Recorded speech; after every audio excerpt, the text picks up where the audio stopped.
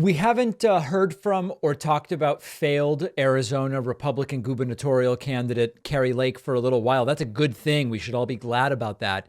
She has not gone away. And now, as she is considering running for Senate in Arizona, she spoke to the San Diego, California County Republican Party group.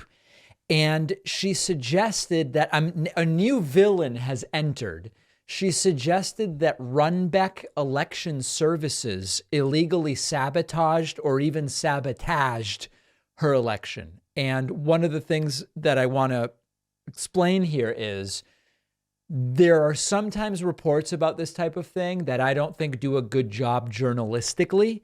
So let me first play for you what she said, and then I'll tell you more about it. Election day happened and they were in a panic and they said, how do we stop this middle-aged woman who's hell-bent to shut down that border? How do we stop her? And they said, we're going to have to sabotage election day. That's exactly what they did. Starting at 6 a.m., the machines did not work on election day in Arizona. The machines in 60% of our voting locations didn't work. There were lines 4 to 6 hours. And it was primarily in the Republican areas. It was so bad. But what happened was they intentionally printed the wrong image on the ballot. Run back, somebody said it. You're following, aren't you?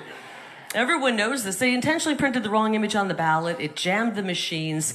60% Everybody knows it, guys. of the polling places, all of them mainly in the Republican areas, didn't work.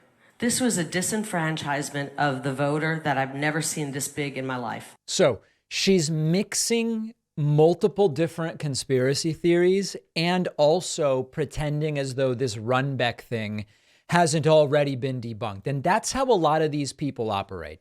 There's a really irresponsible thing that sometimes will happen when Kari Lake or others put out a conspiracy theory that is new to some people.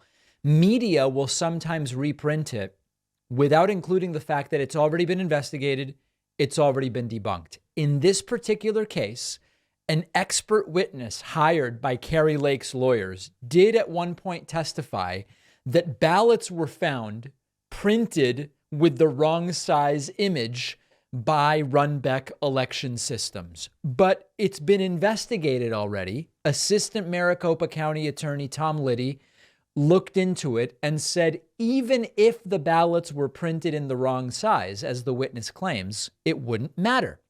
He said the votes would have eventually been counted anyway.